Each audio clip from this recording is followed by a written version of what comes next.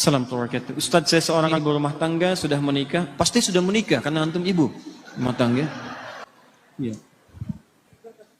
Sudah menikah 10 tahun, saya sudah tidak memiliki rasa cinta. Ini masalahnya. Saya sudah tidak memiliki rasa cinta pada suami saya. Karena suami saya setiap nyelesain masalah selalu kasar, menghina, bentak, bahkan mukul. Lempar barang ke kepala. Tiap bulan pasti ada. Bicara baik-baik dan senyum juga masih suka dibentak. Apakah saya berdosa jika saya sudah tidak mencintainya? Begini, saya tarik napas dulu ya. Pertama, saya ucapkan selamat kepada ibu.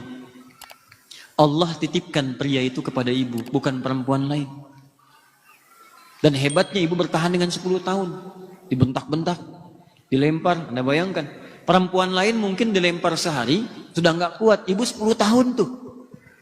Ya, luar biasa.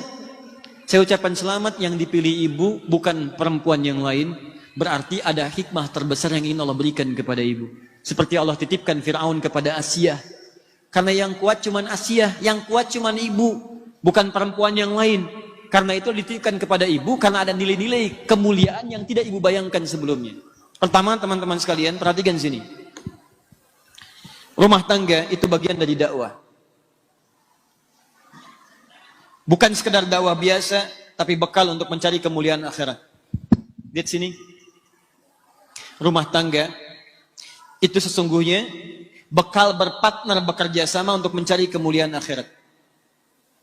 Tapi banyak orang keliru kemudian menggunakan dan mengelola perangkat akhirat ini sehingga melihatnya hanya sekedar kebutuhan dunia saja. Maaf, baik suami atau istri kadang-kadang memandang kehidupan rumah tangga hanya sekedar untuk memuaskan kebutuhan pasangan, mengeluarkan hasrat cinta, mendapatkan kebutuhan dunia. Cuman di situ saja. Padahal prinsip pertama ketika antum berumah tangga sudah turun ayat. Anehnya ayat itu sering dikutip di surat undangan. Yang paling aneh, yang diundang suruh baca, yang ngundang nggak baca. Quran surah ke-30 ayat 21. Wa min ayatihi an khalaqalakum min anfusikum azwajan litaskunu ilaiha wa ja'ala bainakum mawaddatan wa rahmah inna fi dzalika laayatin liqaumin yatafakkarun. Kalimat pertamanya inna. Awas. Wa min ayatihi, ayat. Jamak dari kata ayat. Apa itu ayat? Ayat itu diantara tanda yang mendekatkan seseorang kepada Allah Subhanahu wa ta'ala. Jadi kita itu diberikan wasilah berumah tangga, tujuan pertamanya untuk membangun kedekatan dengan Allah. Supaya semakin dekat dengan Allah. Jadi kalau ada orang berumah tangga, tidak dekat dengan Allah, ada yang salah rumah tangganya. Ada yang tidak tepat di dalamnya. Nah, menariknya, setiap pasangan itu nanti akan dipasangkan oleh Allah Subhanahu wa ta'ala untuk saling membuat keduanya itu bisa mendekat kepada Allah Subhanahu wa ta'ala. Ada yang tugasnya sampai selesai berumah tangga, salah satunya meninggal. Ada yang sampai pertengahan seperti Asia dengan Fir'aun. Asia ditugaskan oleh Allah berumah tangga dengan Fir'aun. Di antara dakwahnya ngajak Fir'aun, ayo mendekat kepada Allah, ayo mendekat kepada Allah. Apa yang diterima? Hardikan, siksaan, ancaman, yang terakhir eksekusi.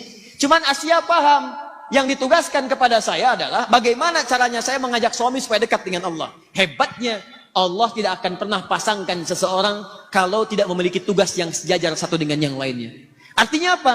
Kalau suami dipasangkan kepada ibu sekarang, Allah yakin karena ibu punya kemampuan untuk menjalani itu. Makanya tidak dititipkan kepada perempuan yang lain.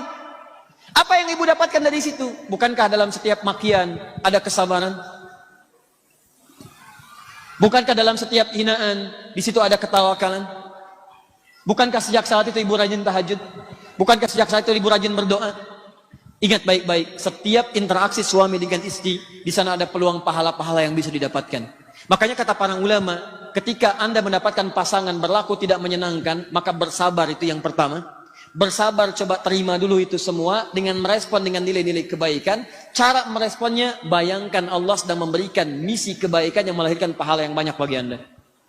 Lihatnya pahala dulu. Ini poin pertama.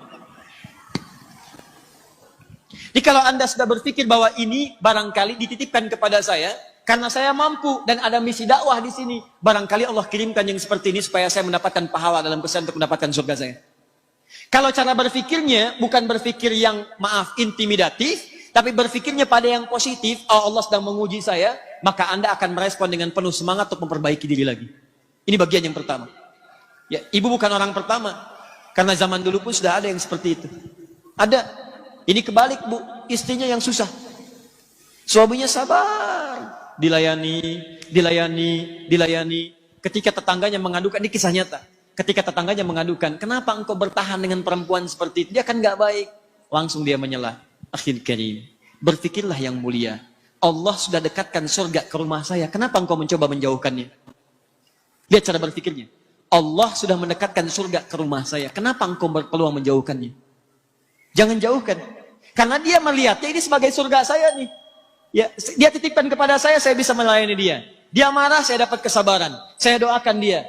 Nah, dia berpikir dengan marahnya, pahala diberikan. Dan dia merasa, oh ini mungkin Allah tugaskan pada saya untuk merubah dia. Sampai titik kesanggupan saya. Kalau sampai saya meninggal, berarti di situ akhir pengabdian saya. Kalau di jalan dia membuat saya jauh dari Allah, dilarang sholat, dilarang ini, dilarang itu, maka Allah turunkan syariat yang berikutnya. Apa itu? Ada mediasi. Quran surah ke-4 ayat 34. Komunikasi dulu. Kalau sudah kurang baik, coba berpisah sementara waktu untuk saling merenung. Kalau juga belum ada solusinya, kemudian beri pelajaran yang membuat mengerti. Ya, ketika tidak dimasakkan bagaimana responnya, ketika dipisahkan bagaimana responnya. Kalau masih belum mengerti juga, cari orang baik untuk menyatukan. Ayat 35-nya. Lihat baik-baik, wa in khiftum shiqaqa bainihima fab'athu hakaman min ahli wa hakaman min ahliya. Kalau semua sudah ditempuh, Allah kasih jalan keluar. Tugas kamu selesai sampai di sini, ya silahkan kerjakan, tingkatkan ibadah yang lain. Mungkin suami kamu akan mendapatkan pencerahan dari yang lain. Semua jalannya ada. Tapi jalan yang pertama, jangan pernah berpikir untuk berpisah dahulu. Cara berpikirnya adalah, mungkin bukan cinta yang Allah tugaskan kepada saya, tapi surga yang sedang Allah turunkan kepada saya. Kalau cara berpikirnya begitu, nyaman. Ada yang ditukar bu, suaminya, maaf ya, dibanding saya, wah masih ganteng tengkuis tuh lah pokoknya. Ya. Istrinya cantik luar biasa, dibanding ibu masih cantik dia. Anda kebayang nggak? Jadi suaminya cantik luar biasa, cantik indah. Istrinya cantik. Gara-gara antum sih kenal Firaun. Ya. Istrinya cantik luar biasa, cantik, elok, indah. Kalau ditatap wajah tidak berpaling, mata tidak berkedip. Suaminya dibanding saya masih ganteng tengguis tuh. Ya nggak usah pada diri sendiri, pokoknya jauh lah pokoknya. Anda tahu apa yang terjadi teman-teman? Tiba-tiba suaminya bertemu dengan istri sudah dandan tuh. Lihat cara berkehidupannya. Dia layani sepenuh hatinya, baik. Begitu melihat, bengong begini. Tiba-tiba istrinya berkata, sayang, kamu kenapa? Ya zauji madzabik. Kamu kenapa? Kata suaminya, aku bersyukur Allah titipkan perempuan secantik engkau dalam kehidupanku. Sehingga aku tak mampu berpaling darimu. Masya Allah. Kata istrinya, sayang, kita berdua akan ke surga. Kita berdua akan ke surga. Suaminya bingung. Kata suaminya, kok bisa? Kata istrinya, kamu bersyukur dengan titipan Allah aku padamu, aku bersabar dengan titipan Allah kamu kepadaku. Tuh. Bahasanya enak ya? Walaupun nyelekit tapi enak. Gitu. Tapi nggak ada yang marah, ketawa keduanya gitu. Ketawa keduanya. Jadi barangkali dalam hal demikian pertama ibu melihat dari sisi ukhrawinya dulu. Ya, Asia bisa sabar, pelajari kisah Asia. Barangkali Allah titipkan dia kepada saya, mungkin untuk mendapatkan surga saya. Ibu bisa pilih itu, ibu berjuang. Kalau mungkin dalam perjuangan itu membahayakan secara fisik, mulai menyakiti fisik, mulai melukai, tidak mampu bertahan di situ, maka ulama memberikan jalan keluar.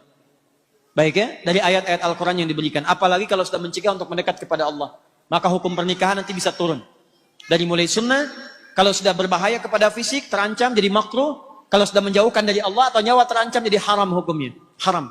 Maka dalam agama nanti bahkan ada fasakh namanya. Fasakh itu dipisahkan oleh hakim. Dipisahkan.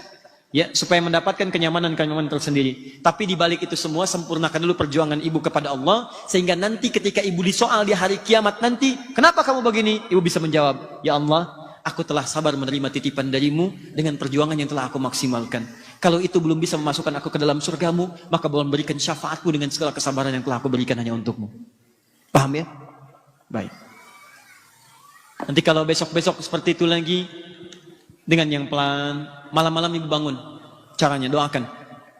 Sujud kepada Allah, doakan, minta. Ya Allah, Engkau tidak titipkan suami ini kepada yang lain tapi kepada aku. Dan aku mau mengetahui bahwa Engkau lebih sayang kepada hambamu dengan siapapun yang ada di muka bumi dan langit ini.